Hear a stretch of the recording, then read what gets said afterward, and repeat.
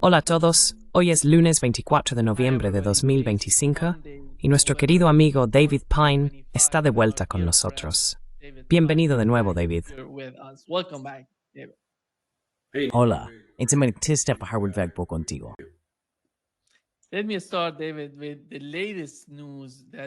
Déjame empezar, David, con las últimas noticias que hemos conocido de Zelensky. Ha confirmado que se reunirá con Donald Trump para discutir los 28 puntos. Parece que la delegación ucraniana tuvo una reunión con los estadounidenses y los europeos. Marco Rubio estaba allí y han ajustado algunos de los puntos. ¿Qué opinas de lo que está ocurriendo ahora mismo?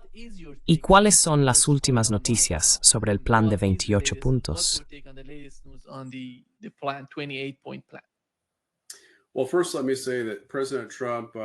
Bueno, primero permíteme decir que el presidente Trump prestó un gran servicio al presentar este plan de paz de 28 puntos. Fue el martes pasado cuando se filtró, quizá por Keith Kellogg, que está a punto de marcharse. Según se informa, dimitirá y dejará su puesto como enviado especial de Estados Unidos para Ucrania en enero. Parecía que podría haber sido una dimisión de protesta porque no le gustaba el plan de paz. En mi último artículo en mi Substack Real War en thepine.substack.com supuse que Rusia probablemente aceptaría 25 de esos puntos. Solo había 3 clave que rechazarían. Pero la última noticia es que Rubio, básicamente ayer, Ucrania y los líderes de la UAR se reunieron y elaboraron su propio plan de paz alternativo de 28 puntos.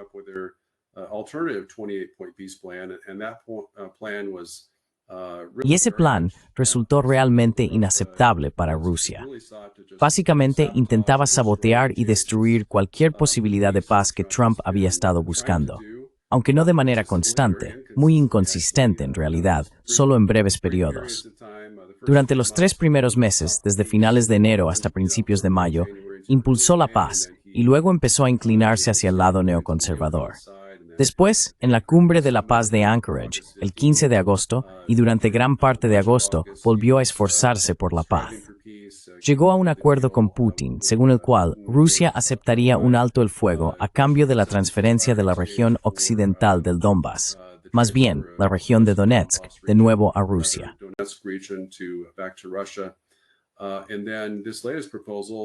Y luego, esta última propuesta, ya sabes, fue muy constructiva. Fue recibida muy favorablemente por el presidente ruso Vladimir Putin. Pero luego, las últimas noticias dicen que Rubio, y probablemente su homólogo, el ministro de Asuntos Exteriores ucraniano, se reunieron y eliminaron todos los puntos que no le gustaban a Zelensky. Y ahora ha vuelto al plan de Zelensky, igual que ocurrió cuando, ya sabes, Trump se reunió con Zelensky en la Casa Blanca el 17 de octubre y le dijo que Ucrania iba a perder. Y Trump, o Gran Rusia, tenía un acuerdo de paz que estaban ofreciendo.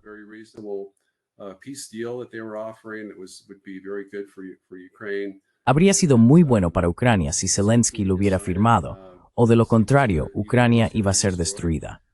Y ahora ya sabes, la historia simplemente sigue repitiéndose. Esta administración avanza casi de manera bipolar. Hacen estos grandes y grandilocuentes movimientos por la paz.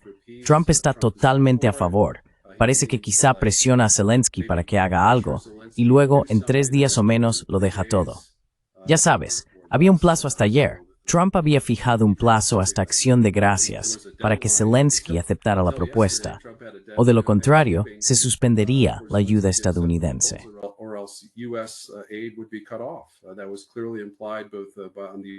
Eso quedó claramente implícito, tanto por parte de Estados Unidos como en el discurso en vídeo de Zelensky, que pareció muy sobrio.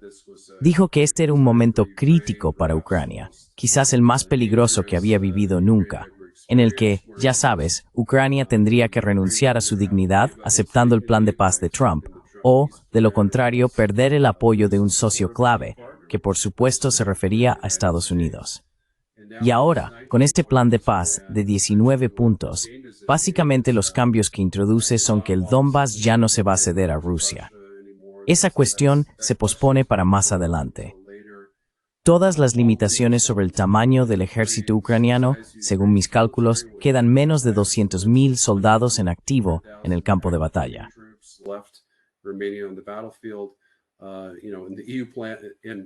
En el plan de Trump eran 600,000, de modo que podrían triplicar el tamaño de su ejército. En el plan de la UE se trataba de cuadruplicar el tamaño hasta 800,000. Y ahora Rubio ha aceptado eliminar todos los límites al tamaño del ejército de Ucrania o de sus sistemas de armas, lo que, como sabes, elimina una de las tres principales exigencias de Rusia cuando invadió Ucrania y buscó inmediatamente la paz con ella. Esas exigencias eran la desnazificación, la desmilitarización y la neutralidad de Ucrania. Y creo que incluso la cuestión de la pertenencia a la OTAN, sí, ese era el otro gran tema, ahora se ha eliminado del plan de paz de 19 puntos. Antes era un plan de 28 puntos, ahora son 19. Así que la adhesión a la OTAN está en el aire, no forma parte de ningún acuerdo.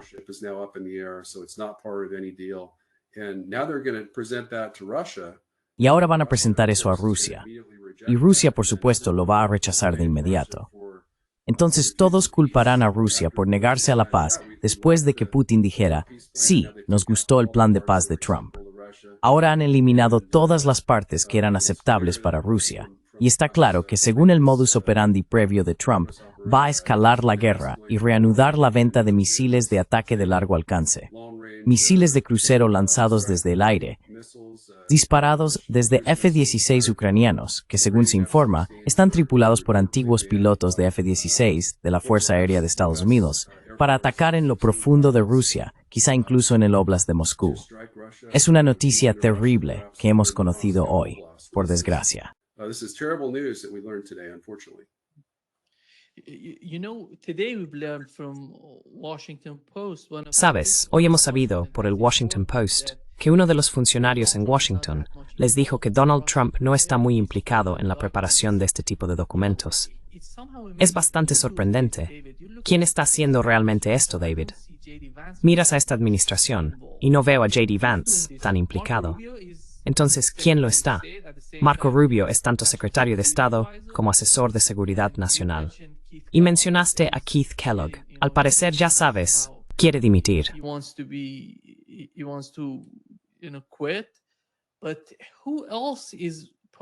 Pero ¿quién más está participando? ¿Quién prepara estos documentos? ¿Y quién decide sobre ellos? Sabes, ahora mismo han presentado un plan de 28 puntos, y como mencionaste, se ha reducido a 19 puntos. Así que, creo que uno de los objetivos principales era el tamaño del ejército ucraniano, que era de 600,000. Hoy estuve hablando con Paul Craig Roberts, y dijo que incluso 600,000 serían demasiados para que Rusia lo aceptara. Y ves, de repente están eliminando esos puntos. Entonces, ¿quién está detrás de esto, en tu opinión? ¿Y quién va a presionar a Zelensky?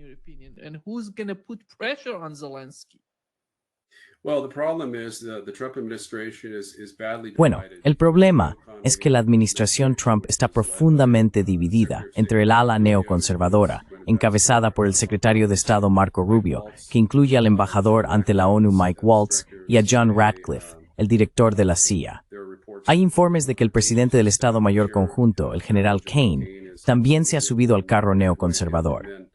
Luego, en el lado de America First, está Steve Witkoff, que negoció el plan de paz de 28 puntos con Rusia, que más tarde fue modificado por el exministro de Defensa ucraniano Yuri Ustinov, o Urimov, creo.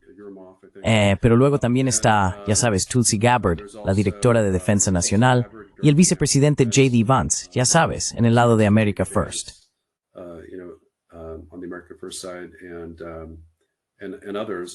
Y unos cuantos más. Dan Driscoll, el secretario del Ejército. No tiene mucha influencia, pero fue elegido en lugar de Pete Hegseth, Tulsi Gabbard o el director de la CIA para ir a Kiev y decirle a Zelensky que aceptara el acuerdo. Solo para descubrir que 1 o 2 días después, quizá un par de días más tarde, creo que eso ocurrió el miércoles, y aquí estamos el lunes, 5 días después. Zelensky ha conseguido todo lo que quería con este plan de paz de 19 puntos. Así que Witkoff redactó el plan inicial, que era un verdadero acuerdo de compromiso con Rusia. Luego se modificó. Ucrania le metió algunas cláusulas envenenadas.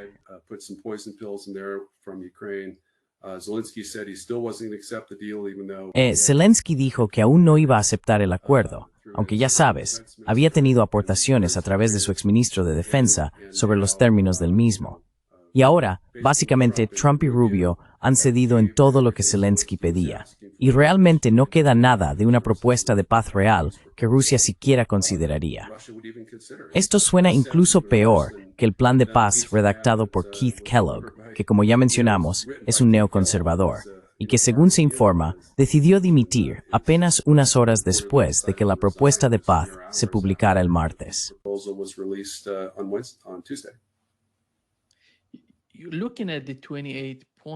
Al observar los 28 puntos, en mi opinión, los componentes clave de este plan eran, ya sabes, uno de ellos eran las concesiones territoriales por parte de Ucrania, las limitaciones de su ejército y su relación con la OTAN. No sé si todos estos puntos fueron eliminados en lo que respecta a la OTAN.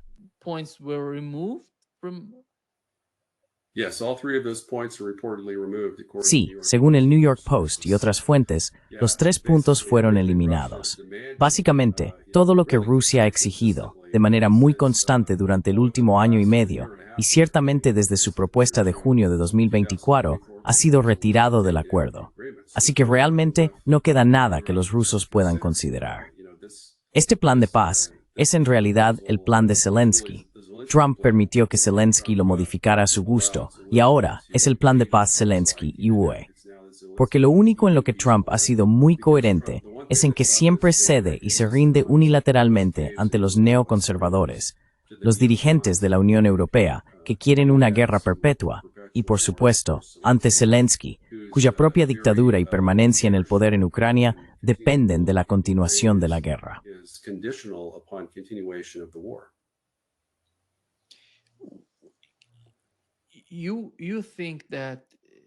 ¿Cómo ves el papel de los europeos en toda esta situación? Porque cada vez que los europeos hablan de Zelensky, me pregunto, ¿cuál es el papel de Zelensky ahora mismo en Ucrania sin la ayuda que llega desde Europa, el apoyo que reciben del Reino Unido, por ejemplo, y de Alemania, sobre todo del Reino Unido?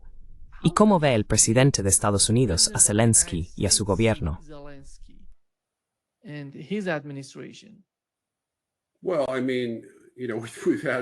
Bueno, quiero decir, ya sabes, hemos tenido algunas señales de cómo el presidente Trump realmente ve a Zelensky, porque durante su reunión del 28 de febrero con Zelensky en la Casa Blanca tuvieron una gran discusión, y fue muy pública. Y luego el 17 de octubre tuvo una reunión llena de improperios, en la que Trump no paraba de insultar a Zelensky y tiró al suelo un mapa. Mapper es Zelensky-evada, imnovistankt Ranswer en el Donante Occidentales para la defensa del Estado ucraniano.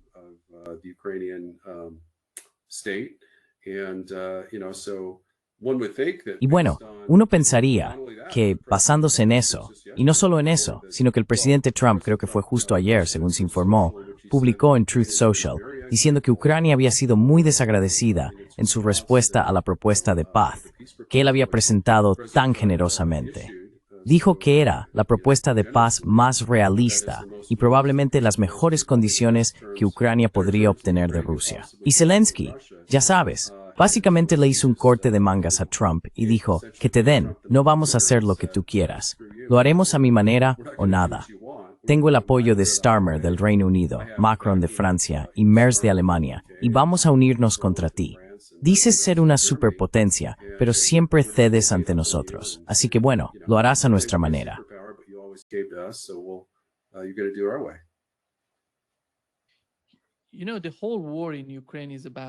Sabes, toda la guerra en Ucrania trata sobre la OTAN y su expansión. Y después de 4 años de guerra, todavía no puedes incluir en tu documento un punto que diga que Ucrania ya no puede formar parte de la OTAN, que ni siquiera puede ser considerada. ¿Cómo es posible negociar con los rusos de esa manera? No sé qué pasa por la cabeza de Marco Rubio, por ejemplo, cuando va y acepta eso.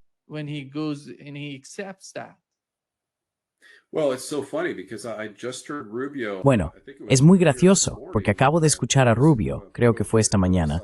Había una cita que vi publicada en X, donde afirmaba no saber nada sobre ninguna contrapropuesta europea de 28 puntos. Quizá eso fue anoche, pero, ya sabes, vaya, las noticias viajan rápido. Quiero decir, Rubio ya aprobó hace apenas 1 o 2 horas, según el New York Post y otros medios, que ya había aceptado las condiciones de Zelensky después de afirmar no saber nada de ellas tan recientemente como anoche. Así que sí, Rubio está por todas partes. Es muy inconsistente.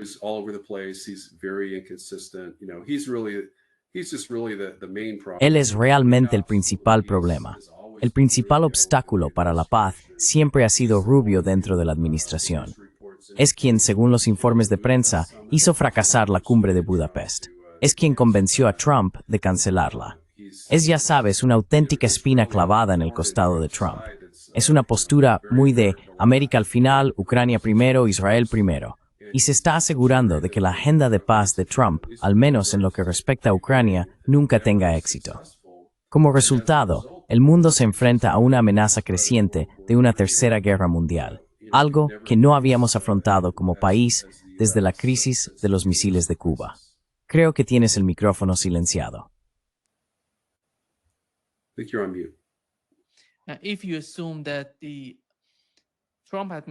Si supones que la administración Trump está intentando llevarse bien con los europeos, o de algún modo aceptar lo que Zelensky está planteando, es posible que Ucrania...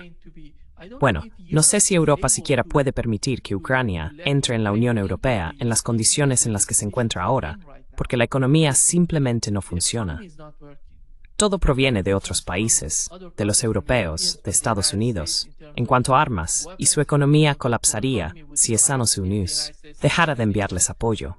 Entonces, ¿cuál es el problema con la administración Trump? Mencionaste a Rubio, pero ¿crees que Donald Trump tiene algún tipo de influencia sobre los europeos? ¿Tú lo sientes así?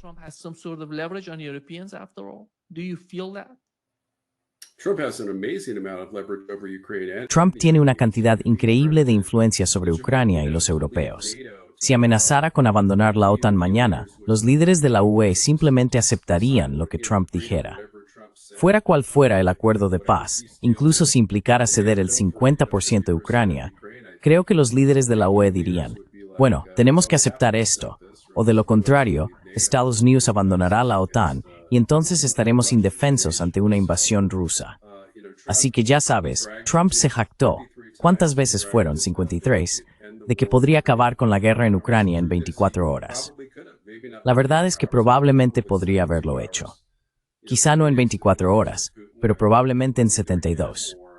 Ya sabes, 3 días de reuniones con Putin, con él mismo, o probablemente con J.D. Vance, o incluso con Tulsi Gabbard, si ella tuviera el poder potencial de negociar los términos que considerara mejores para Estados Unidos, o simplemente recibiera comentarios de Trump y Vance, podrían haber puesto fin a esta guerra destructiva e innecesaria en la primera semana de la segunda administración.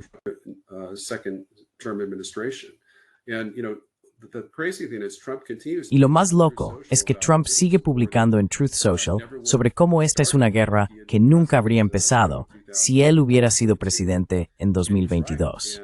Y tiene razón. Sin embargo, ha hecho suya la guerra de Biden. La está intensificando con entusiasmo mediante el envío de misiles de largo alcance, como mencioné, y con sanciones aún más masivas de las que Biden había considerado. Así que, después de afirmar que Biden estaba a punto de iniciar la Tercera Guerra Mundial, está haciendo lo mismo. Al mismo tiempo, ha emprendido una ofensiva diplomática con Rusia que resulta muy refrescante para Biden. Así que por un lado, militarmente, está escalando, por el otro, intenta desescalar.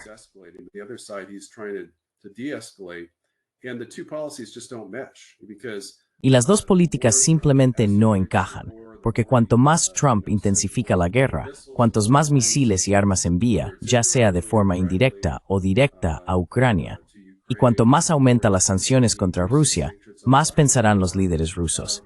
Este tipo no es de fiar. Afirma querer la paz, y sin embargo está intensificando la guerra de Biden.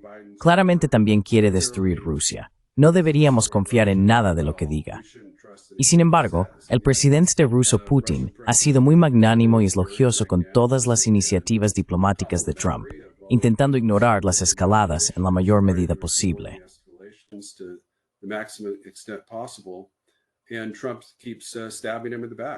Y Trump sigue apuñalándole por la espalda. Bueno, o quizá no apuñalándole por la espalda, probablemente sea una mala elección de palabras. Pero, ya sabes, quitando el suelo bajo los pies de cualquier iniciativa de paz entre Rusia y Estados Unidos que se hubiera acordado previamente. Hizo eso con Anchorage. Los rusos pensaban que tenían un acuerdo con Trump, y él se echó atrás. Y ahora de nuevo, Rusia pensaba que tenía un acuerdo con Trump, y luego él lo modificó con esas cláusulas envenenadas que mencioné. El tamaño del ejército, de 600,000 hombres, en lugar de probablemente 200,000, que es lo que probablemente se había acordado antes. Y luego, por supuesto, la región del Donbass, según el plan de paz de 28 puntos, se suponía que debía ser una zona neutral, una zona desmilitarizada, en cuanto al territorio que Ucrania devolvería a Rusia.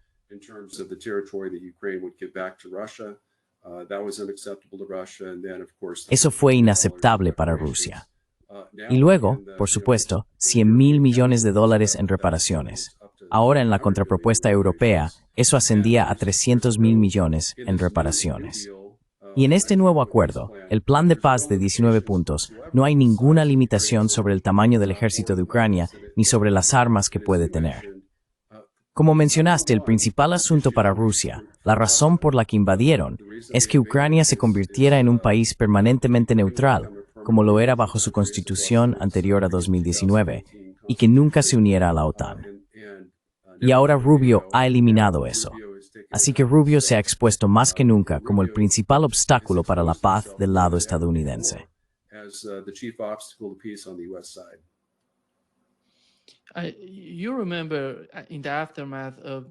¿Recuerdas que, tras la reunión entre Donald Trump y Putin en Alaska, antes de la reunión, Trump hablaba de un alto el fuego inmediato en Ucrania, luego cambió de opinión? Después de la reunión dijo, «Oh, no habrá alto el fuego, vamos a encontrar algún tipo de solución para un acuerdo en Ucrania». Luego fue al Reino Unido, regresó a Estados Unidos y cambió completamente su postura sobre el alto el fuego. ¿Crees que Donald Trump es realmente tan, bueno, parece que está? ¿Cómo ves la relación entre el Reino Unido y Estados Unidos? ¿Qué tipo de influencia o poder crees que tienen sobre la administración Trump?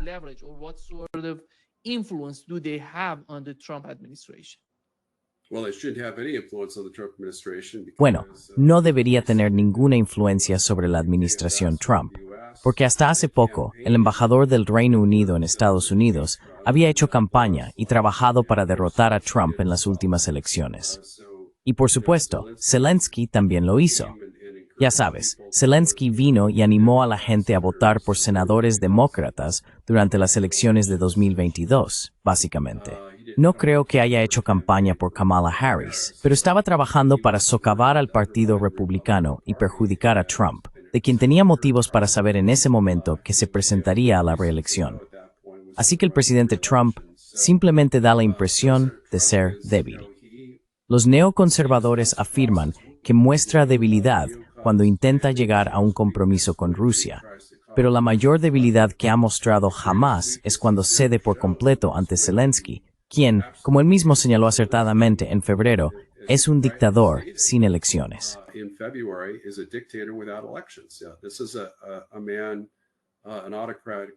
Este es un hombre, un líder autocrático, que mata a su propio pueblo y encarcela a sus oponentes políticos. 70,000, según uno de los periodistas más reconocidos de Ucrania.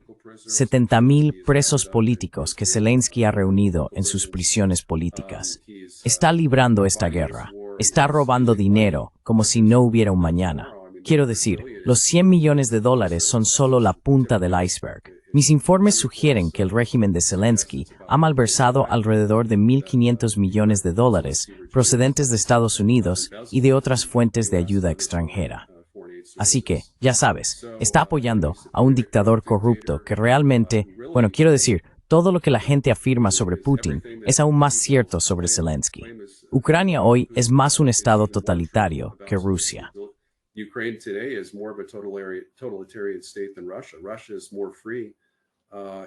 Rusia es más libre, y desde luego, ya sabes, están enviando voluntarios a luchar en la guerra de Ucrania, sin reclutas.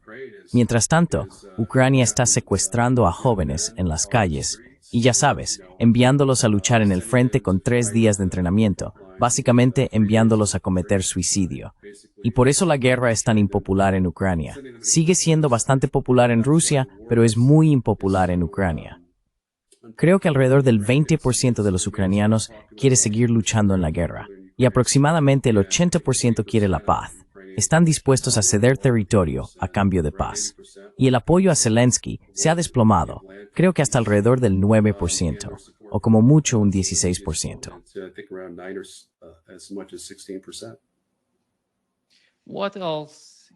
¿Qué más pueden hacer por Ucrania, en tu opinión?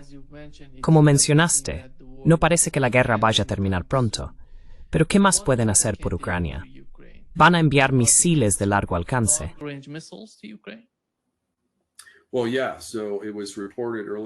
Bueno, sí, se informó anteriormente, creo que a finales de este verano, que Trump había autorizado la venta de 3.550 misiles de crucero lanzados desde el aire ERAM a Ucrania. Esos serían disparados desde aviones F-16. Los únicos otros aviones que podrían lanzarlos serían los cazabombarderos Su-24. Y creo que Ucrania quizá tenga un puñado, probablemente un par de docenas de ellos, que aún no han sido destruidos. Así que ya sabes, un máximo de 100 aviones, probablemente más cerca de 50, que podrían disparar esos misiles en los procesos fin de Rusia.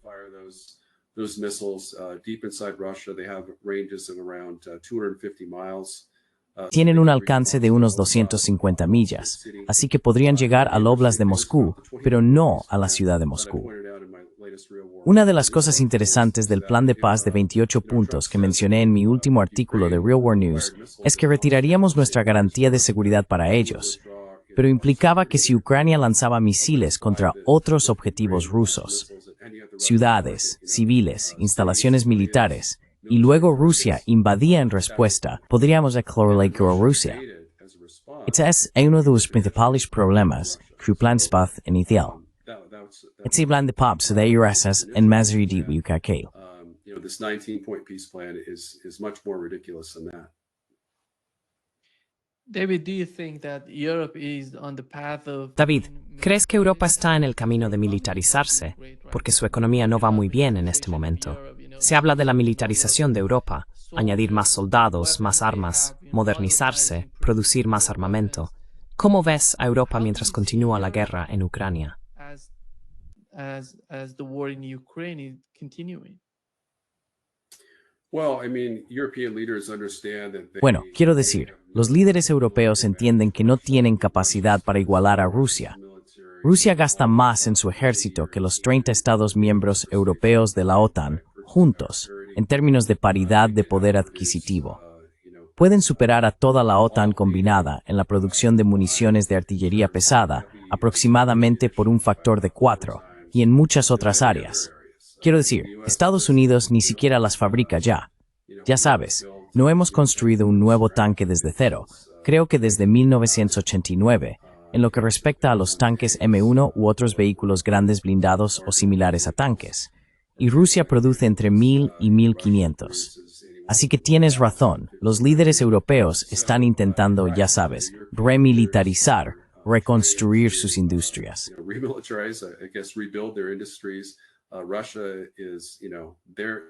Rusia está, ya sabes, ellos, tanto Rusia como China, están produciendo. Ya han implementado una economía de guerra y están fabricando sistemas de armas en masa a un ritmo que no veíamos desde la Guerra Fría, especialmente en la Unión Soviética. Y ya sabes, todo esto no sirve de nada, porque Rusia es una amenaza creada por nosotros mismos. Si no hubiéramos ampliado la OTAN para incluir a Ucrania como un Estado miembro de facto, y desde luego, en los países bálticos, tendríamos paz con Rusia. Y ya no habría ninguna amenaza convencional ni nuclear por parte de Rusia. Podríamos asociarnos con Rusia económicamente e incluso en medidas de seguridad, como por supuesto mencionó Putin durante su entrevista.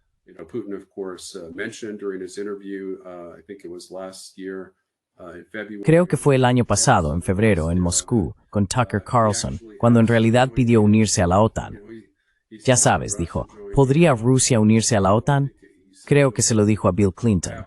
Sé que también dijo lo mismo a Bush en 2002. Así que ya ves, en 2 ocasiones el presidente Putin dejó claro que Rusia estaba interesada en considerar la adhesión a la OTAN como aliada de Estados Unidos. Y ya sabes, Ucrania podría haberse unido a la OTAN al mismo tiempo, y Rusia habría estado de acuerdo con eso, y Ucrania habría conservado el 100% de su territorio. Y ya sabes, todas las oportunidades que Rusia ha ofrecido, incluido el Acuerdo de Estambul, en el que ofrecieron retirar todas las tropas rusas del territorio ucraniano previo a la guerra como parte del acuerdo de marzo-abril de 2022, han sido rechazadas por Occidente y por Volodymyr Zelensky.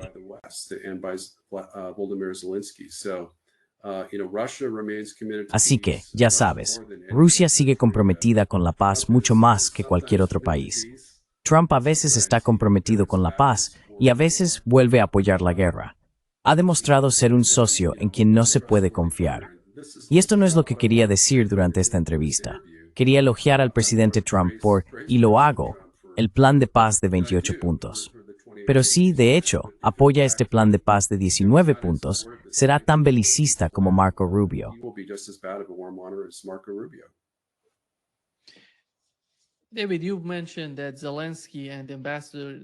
David, has mencionado que Zelensky y el embajador británico en Estados Unidos intentaron ayudar a los rivales de Donald Trump durante las elecciones. Vayamos más allá y hablemos de Lindsey Graham. Cuando Donald Trump estaba en una mala posición después del 6 de enero y de todo lo que ocurrió durante esos días, aquellas personas que se mantuvieron a su lado, incluso durante el Russiagate, lo recordarás, teníamos a Rand Paul apoyándole, incluso a Marjorie Taylor Greene apoyándole. Son miembros que le respaldaron sin pedirle ningún favor. Pero ahora, Donald Trump se está volviendo contra todos ellos y acercándose a Lindsey Graham. ¿No crees que hay algo extraño en el propio Donald Trump? Sí, adelante.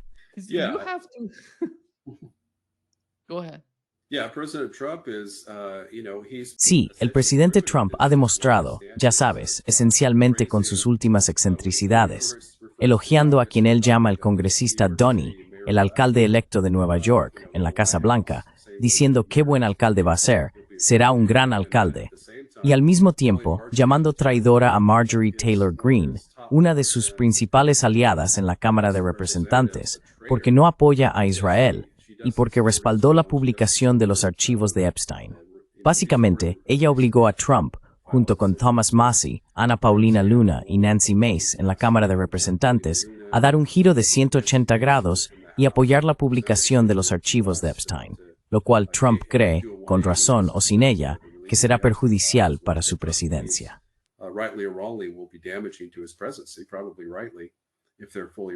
Probablemente, y con razón, piensa que si se publican por completo sin censura, ya sabes, esto es un comportamiento realmente loco. Pero lo que básicamente ha hecho es demostrar que MAGA no es una ideología. Pensábamos que hacer América grande de nuevo significaba América primero, pero no es América primero, es Trump primero. Y ya sabes, es lo que sea que Trump cambie. Trump cambia sus principios o sus lealtades hacia los demócratas, hacia un alcalde marxista y socialista de Nueva York que resulta ser musulmán, o hacia alguien como Lindsey Graham, que elogia a Trump, pero intenta oponerse a todas sus políticas de paz.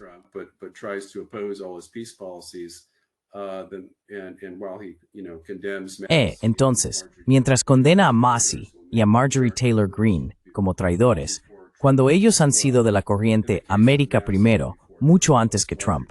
Bueno, en el caso de Massie, antes que Trump. Marjorie Taylor Greene, por supuesto, no se incorporó a la Cámara hasta 2020 y atribuyó a Trump su conversión a su postura política de América primero. Esto realmente envía un mensaje a los republicanos en el Congreso de que, al igual que con Putin, no se puede confiar en Trump. Cambiará de opinión en un instante contra todos los leales de su partido, y eso resulta muy desmoralizador. Y por desgracia, ya sabes, soy republicano de toda la vida, y siempre he apoyado a los republicanos, con muy pocas excepciones.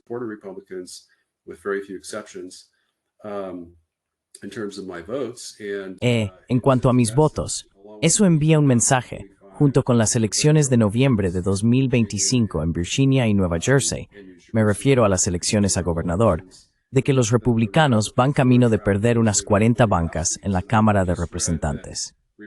Y acabo de leer que las jubilaciones republicanas están a punto de dispararse. Así que Marjorie Taylor Greene no fue una excepción. Simplemente es una de las primeras en declarar que se va a retirar.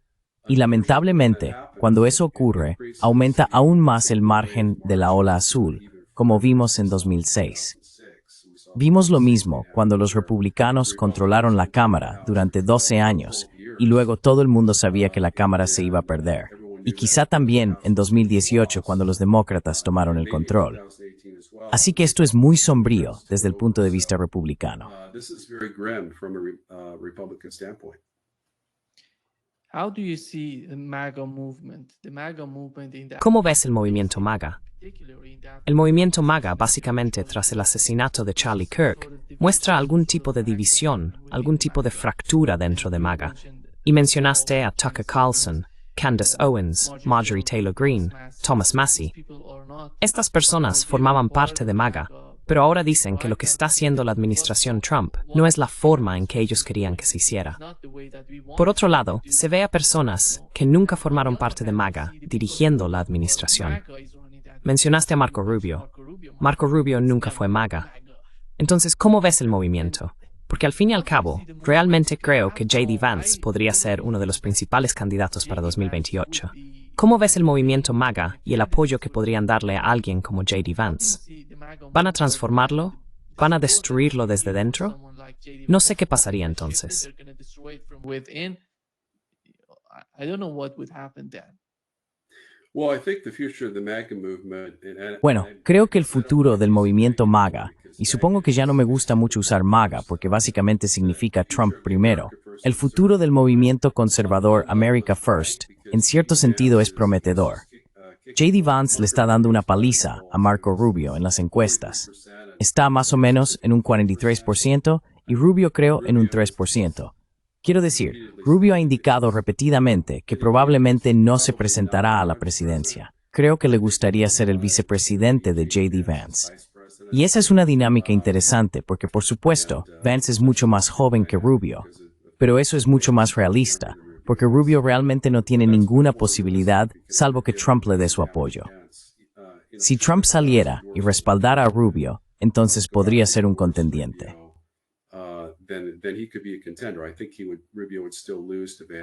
Creo que Rubio seguiría perdiendo frente a Vance. Así que eso es muy positivo, porque J.D. Vance ha sido partidario de la paz. Fue el líder de la oposición a la guerra de Biden en Ucrania durante su tiempo en el Senado, antes de ser elegido como compañero de fórmula de Trump para la vicepresidencia. Así que, en ese sentido, es muy alentador. El problema es que Trump está preparando a Vance para la derrota. Todo el mundo sabe que Vance va a ser el favorito. Se presentará como el abanderado presidencial republicano en 2028. Pero aún faltan 3 años. Y si Trump continúa con estas políticas de América en último lugar, especialmente en política exterior, que es un tema clave para América primero, de traer a las tropas estadounidenses a casa y dejar de librar estas guerras interminables, provocando guerras sin fin.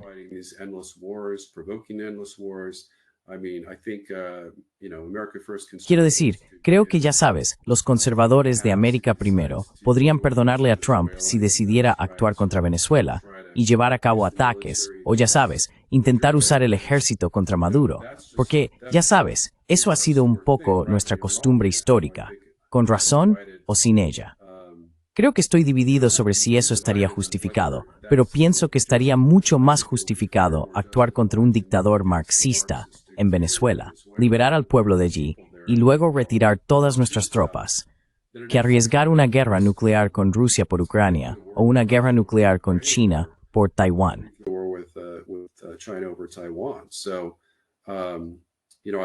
Así que sí, ya sabes, creo que Trump tiene que rechazar, tiene que salir con fuerza en contra del plan de paz de 19 puntos de Rubio. Me encantaría verlo, ya sabes, despedir a Rubio como secretario de Estado, o al menos obligarlo a dimitir como asesor interino de Seguridad Nacional. Quiero decir, la idea de que Rubio ocupe ambos cargos es ridícula. No hay manera de que una sola persona pueda hacer eso. Ambos son trabajos a tiempo completo. Así que básicamente le está diciendo a Rubio que haga dos trabajos a tiempo parcial al mismo tiempo. Y hemos visto en los últimos 6 meses que la política exterior de Estados Unidos ha tomado un rumbo muy malo bajo el control de Rubio. Can you imagine? He's both Anthony Blinken and Te lo puedes imaginar. Es tanto Anthony Blinken como Jake Sullivan. Es increíble. 2 cargos importantes. Y no está hablando mucho, David. No es muy expresivo respecto a sus políticas. Simplemente hace cosas entre bastidores. Y por eso en gran parte no sabemos qué está pensando ni qué va a hacer. Como mencionaste con ese plan de 19 puntos, fue a Europa, habló en Ginebra, se reunió con europeos y ucranianos, modificó todo el documento y volvió. Es muy extraño. Creo que, si me pusiera en el lugar de los rusos ahora mismo, deben de estar realmente confundidos sobre lo que está ocurriendo con la administración Trump. Russians right now, they're going to be so much confused what's going on with the Trump administration. Sí, es muy interesante. He dado otras 4 entrevistas a medios en las últimas 24 horas con otros podcasters como tú, y todas fueron bastante optimistas, ya sabes, elogiando a Trump, diciendo que este plan de 28 puntos es nuestra mejor oportunidad para la paz. Y luego, ya sabes, nos enteramos de que Rubio lo tiró por el desagüe, presumiblemente con el apoyo de Trump, porque no creo que Rubio tomara una decisión así, de eliminar por completo el plan de paz de 28 puntos de Trump, sin la aprobación de Trump. Así que, ya sabes, Trump en particular parece haber tenido un trasplante de cerebro.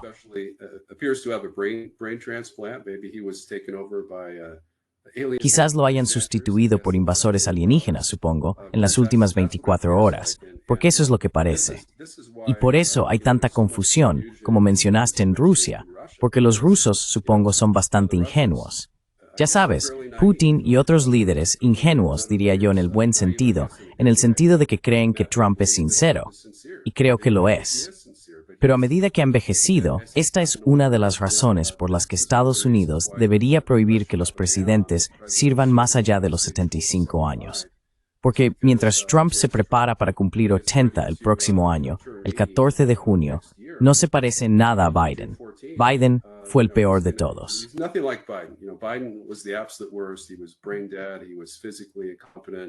Estaba con muerte cerebral, era físicamente incompetente.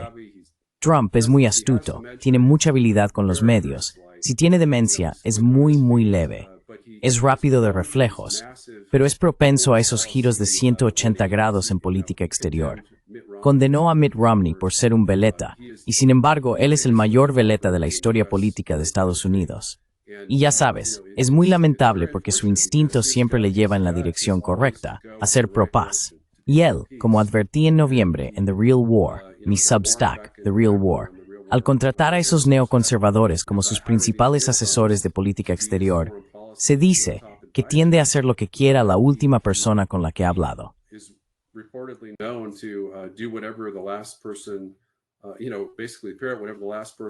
Ya sabes, básicamente, haga lo que diga la última persona que haya hablado con él, como en el caso de Zelensky. Fue algo así como vamos a seguir el plan de paz de Zelensky el 17 de octubre. Y ahora es Marco Rubio, supongo, diciéndole que tenemos que contar con el apoyo de Ucrania y de la UE, o, de lo contrario, el plan de paz no funcionará. Cuando en realidad, el único país del que necesita aprobación es la Federación Rusa, porque Estados Unidos, como hemos comentado, tiene la capacidad de obligar a los líderes de la UE y a Zelensky a aceptar prácticamente cualquier cosa en la que Estados Unidos y Rusia estén de acuerdo, dentro de ciertos límites, por supuesto. David, realmente creo que el lobby israelí es muy poderoso. Pero ahora mismo, con el caso de Ucrania, parece que el lobby ucraniano es aún más poderoso. El lobby que tienen en Estados Unidos es increíble, la forma en que son capaces de hacer esto.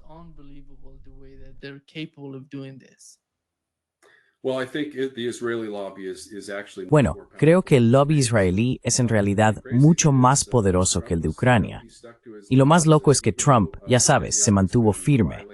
Aunque Netanyahu ha estado violando el alto el fuego, no ha reanudado operaciones militares importantes en cuanto a, ya sabes, aniquilar aún más al pueblo de Qasem desde que se implementó el alto el fuego. Y sin embargo, en cuanto a Zelensky, Ucrania es probablemente el segundo lobby más poderoso en Estados Unidos desde una perspectiva extranjera. Zelensky y la UR juntos son capaces de dictar la política exterior estadounidense. Se supone que somos una superpotencia, y Ucrania se supone que es un pequeño protectorado militar, con solo 28,7 millones de personas, lo que es, ya sabes, probablemente un 8 o 9% de la población de Estados Unidos. Y aún así, Zelensky es quien le da órdenes a Trump. Así que es muy desalentador, como estadounidense, ver a Estados Unidos humillado a este nivel. Es simplemente muy embarazoso.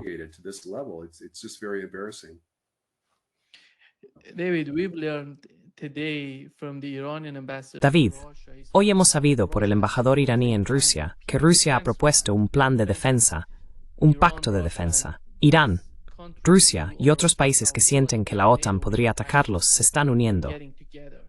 ¿Crees que estos países van a formar realmente algún tipo de alianza o ya la están configurando sin decirlo?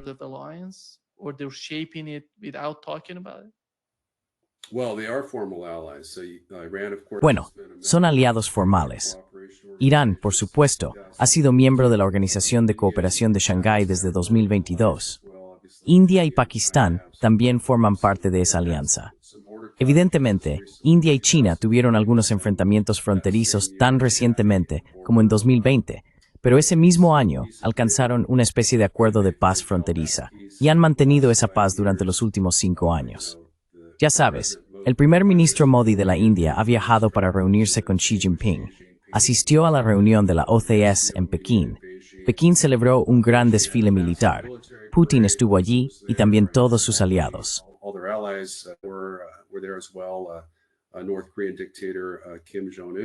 El dictador norcoreano Kim Jong-un estaba allí, y creo que también estaba el presidente de Irán. Así que creo que es un error no darnos cuenta de que por mucho tiempo que haya pasado desde que se convirtieron en aliados, Corea del Norte, Irán, China y Rusia son hoy aliados militares muy estrechos. Su alianza forma un bloque mucho más poderoso que supera a la alianza occidental liderada por Estados Unidos, la OTAN, Japón y nuestros otros socios, en términos de nordarmasnasen y poder militar procentual. China, por supuesto, tiene el ejército más grande, la marina más grande, la fuerza aérea más grande, la guardia costera más grande y la mayor fuerza de misiles balísticos con capacidad nuclear.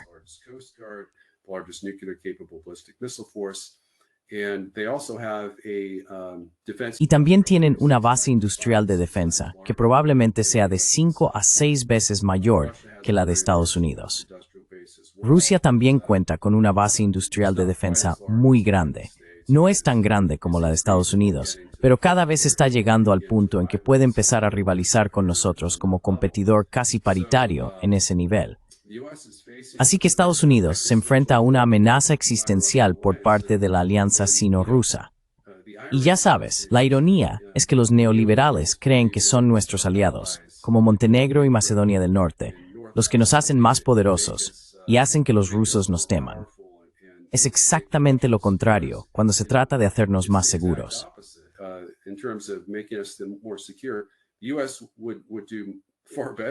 A Estados Unidos le iría mucho mejor, y no estoy defendiendo esto, si abandonara a todos nuestros aliados en Occidente y construyera mejores relaciones con Rusia y China.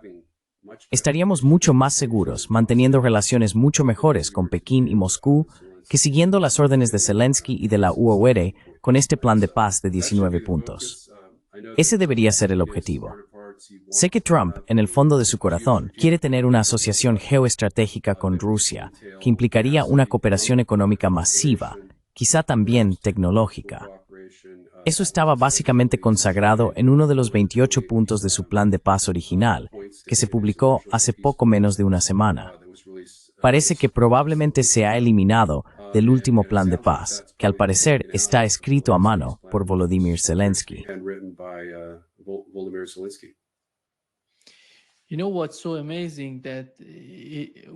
¿Sabes qué es lo más sorprendente?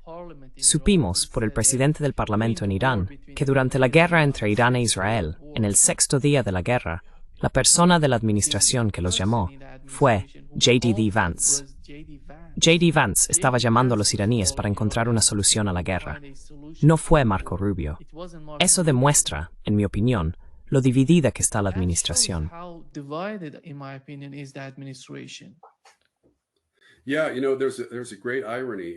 Sí, ya sabes, hay una gran ironía en eso.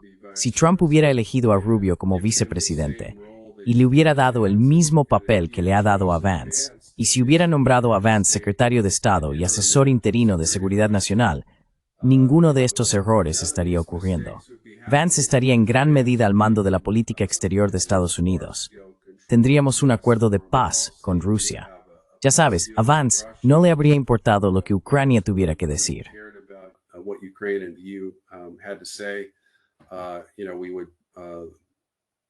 Sabes, estaríamos seguros de evitar una guerra con Taiwán si Trump hubiera seguido el consejo de Vance y evitado todos esos errores no forzados.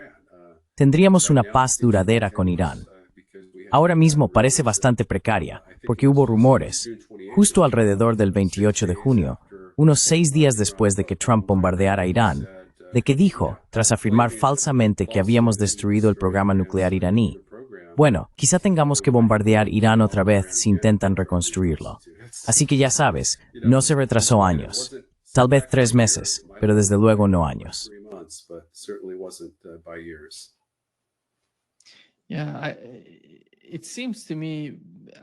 Sí, me parece que, después de todo, ya sabes, mencionaste que si JD Vance fuera secretario de Estado, pero fueron Tucker Carlson y las personas que estaban cerca de Donald Trump en aquellos días, quienes hablaban de elegir a esas personas para cargos como secretario de Estado.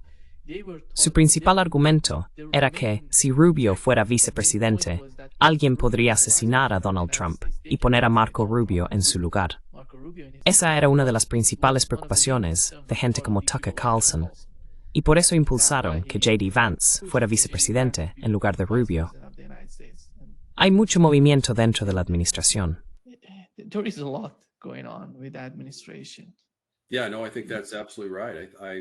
Sí y no, creo que eso es absolutamente correcto. Pensé lo mismo. JD Vance es un conservador estadounidense más principista y pro-paz de lo que Trump jamás fue.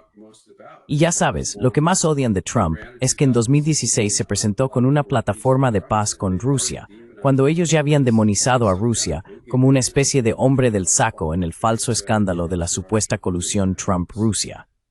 Así que los demócratas se metieron en un callejón sin salida, sabiendo que Rusia no era antes un enemigo que quis destruir a Ezequiel o ir a desmar. Aún así, pintaron un Tinder falsamente.